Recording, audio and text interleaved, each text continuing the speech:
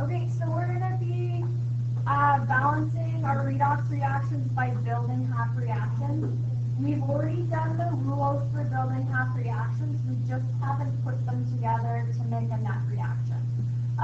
There's two methods for balancing these redox reactions. We can do them using oxidation numbers, which we learned about how to assign our oxidation numbers yesterday.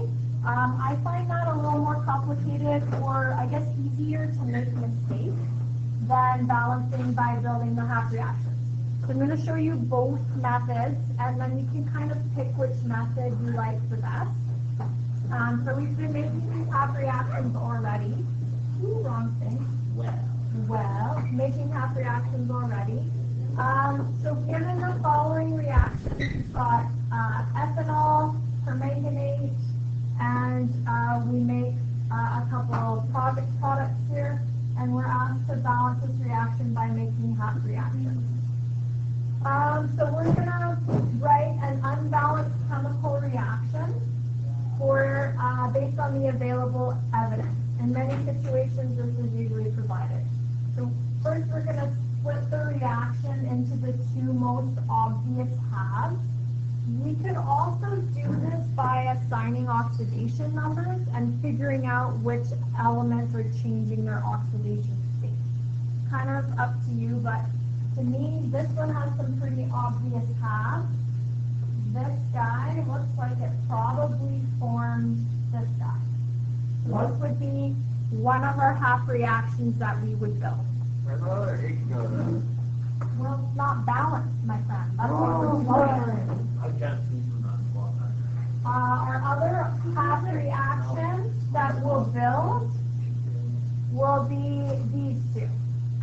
We also have this note here that it's in basic solution. So we've already kind of looked at a lot of these rules. So here's the two obvious reactions. We've got an organic reactant becomes an organic product, and here we have permanganate becomes permanganate, this is permanganate 7 becomes permanganate 6. Take each half in turn and first balance the number of atoms that are not hydrogen or oxygen. So for instance, we've got 2 carbons here, we've got 2 carbons here, so we're okay there. Under acidic conditions, we'll have those protons, and water we use to balance the oxygens. So for instance, we have got 2 oxygens here and only 1 here, so they added an additional water to the left side to balance out our oxygens. Our next step would be to balance our hydrogens.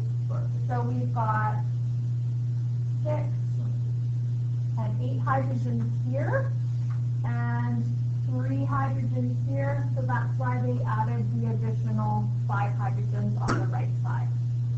After that, we're going to balance the charges. Jessica. So this is a basic solution, right? Yeah. So why wouldn't we add the OHs too? We have OHs at the They're doing that at the end. Oh, okay. Yep. The last step, we're going to balance our charges. So on our right side, these are both neutral molecules. So we've got, on our left side, a charge of 0. And then on our right side, we've got 5 pluses. And 1 minus. So a total of 4 pluses. So they add 4 electrons on the right to balance that out. So that's our first half reaction. Our second one, the permanganate forms a different kind of permanganate. The manganese are both balanced.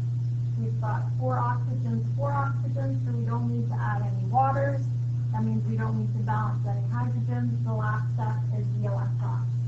So we've got 2 minuses over here and only 1 minus here. So they add a single electron. After we do that, just like when we were using our table method, in order to add these half reactions up, our electrons lost have to equal our electron gain. So in that case, going to multiply by 4. And that's what they did in this step. So we multiplied by 4, and now we can add them up. So that's in step 5. We recombine our half reactions to generate a net redox reaction. Take care to cancel all the entities that are on that are the same on both sides to get a clean net reaction. So they finished that here. Last step, we've got this in a basic solution. So we need to add 5 hydroxides to the right and 5 hydroxides to the left to neutralize all of that protons, all those acidic protons. Oh, yeah. And then that lets us cancel out some waters as well. So we're going to have 5 waters here, and 1 water here is going to get canceled. Leaving us with 4 waters, which is what they wrote here. Yeah, so this is just like the half reactions that we were building, but we didn't ever use them to balance a total net redox reaction. So this one shouldn't be too big of a leap for us. So far, so good? Mm-hmm. Okay, so we'll look at the other method. Hey, Cash, how's the diploma going? Not on the recording. It's recorded. You have to go up, give them my email. Oh, where's the mic? So on the left. Well, how can This is you going on YouTube, guys. How can you man? It can pick up some sound. Hi, YouTube. So is it just going to be a black screen in the audio, or is it? No, they're going to see the annotation and hear my voice, just like I told you guys. Oh, And they're going to hear all this ridiculous jibber jabber. Well, I heard worse. Hopefully not. Okay, Because that's what happens with flip spirits. to page 1. Oh, okay. We're going to look at the other method. Mean page 9. Front page. Front page. So we're going to balance our redox reactions using oxidation numbers. So we did some practice yesterday on assigning oxidation numbers. Notice how it's the same reaction we just balanced. So when we're done, we should get the same result. So again, it's kind of nice to have more than one way to answer a question. But of course, you can pick your own way, your very favorite best way. So the thing we just did on the other page is just like a refresher. The thing we just did was kind of a refresher, but we also took it one step further. As I mentioned, we hadn't been adding 2 half reactions where we built our own to make a net reaction. Yeah, I mean, but we already learned about the 2 other sides, so it's just putting them together. This thing completely new. Yeah, this thing's completely new. Okay, so this is honestly not my favorite way, but we're going to go through it anyways, because some of your questions on your diploma might just be what is being oxidized. And in that case, you need to be able to assign oxidation numbers to figure out what is being oxidized, or what is being reduced, or what's our oxidizing agent here. So we'll talk about answering those questions as well. So we've been given our unbalanced redox reaction. We're told it's in basic conditions, and we want to balance it. So the first thing we're going to do is assign oxidation numbers to everything in the mixture. And we're going to look at what's changed. So they've got a little note here. None of O2, hydrogen peroxide, or hydrogen gas or metal hydrides are involved. All oxidation numbers of oxygen and hydrogen are unchanged and can likely be ignored. So the oxygen and hydrogen will be their usual charges. So that's the -2 and +1. Like the stuff you practiced yesterday. Like the stuff we practiced yesterday. Oh, nice. Okay, so going through and assigning our oxidation numbers. This is a neutral molecule, and we know that because it needs to add up to 0. Hydrogens are all +1. Oxygens are -2. There's 5 +1s. That would be a +5. And then we just need to figure out the missing carbon's charge or oxidation number is -2. And when we go through and assign all of our oxidation numbers here, so this one might throw you for a loop because it's not in an element, but carbon's oxidation number in this compound is, or this polyatomic ion is 0. Kind of freaky, but don't get too scared. So we need to add up to a total of -1. There are 2 oxygens, so that would be -4 total. And there are 3 hydrogens, so that would be +3 total.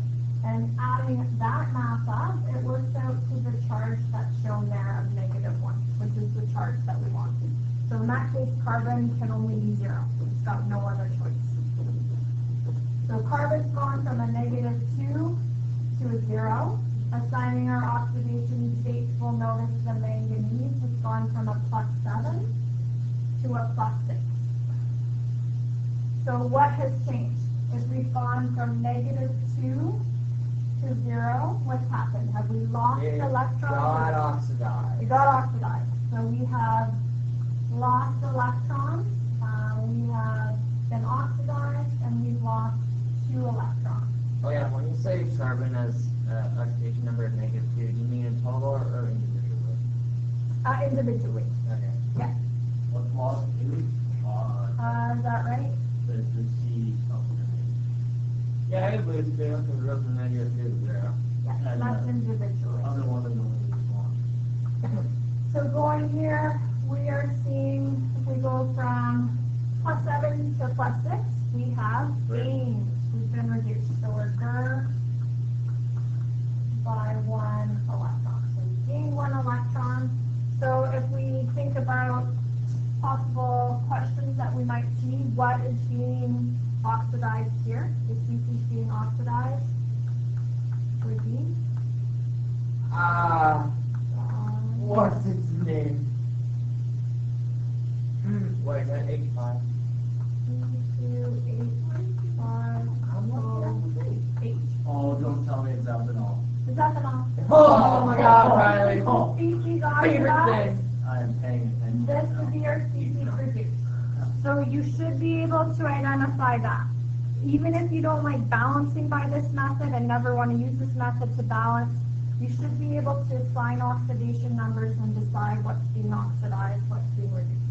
It's kind of like math, where you're like, man, I really hate doing this. I'm going to show it to you anyways. So. Yeah. Stuff that's there. Yeah. So far, so good. So we've got calculate the total number of electrons gained by the entity containing the atom whose oxidation number has decreased. So the manganese has gained 1 electron.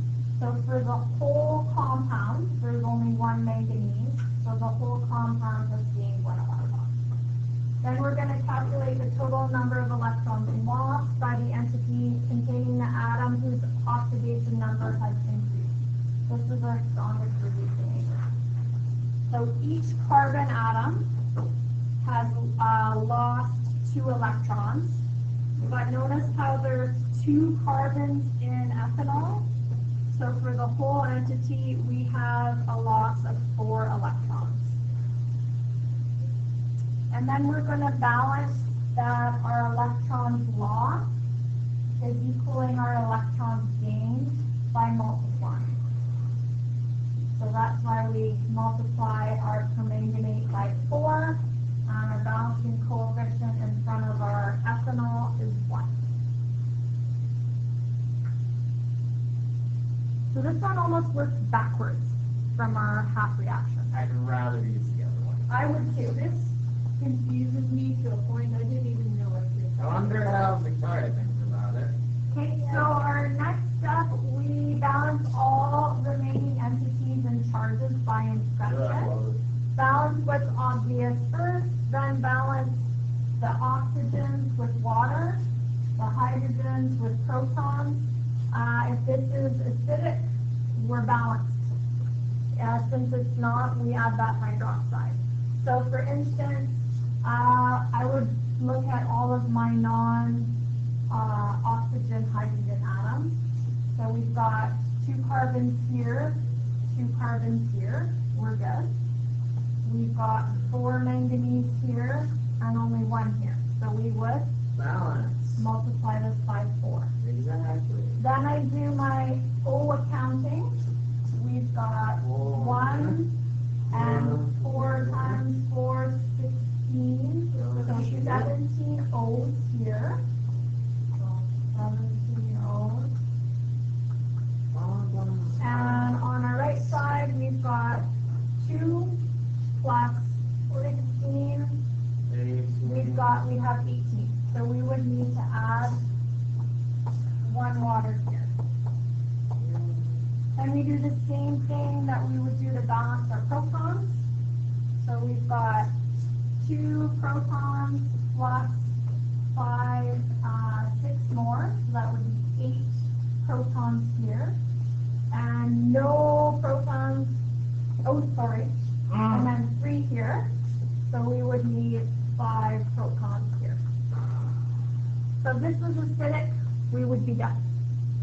And that's what they have here. So we're all balanced. Since we're not acidic, they added the 5 hydroxides, just like we did on our last problem. The 5 hydroxides. And then cancel the waters. So we have 4 waters because this water would cancel over here. So those are our 2 methods.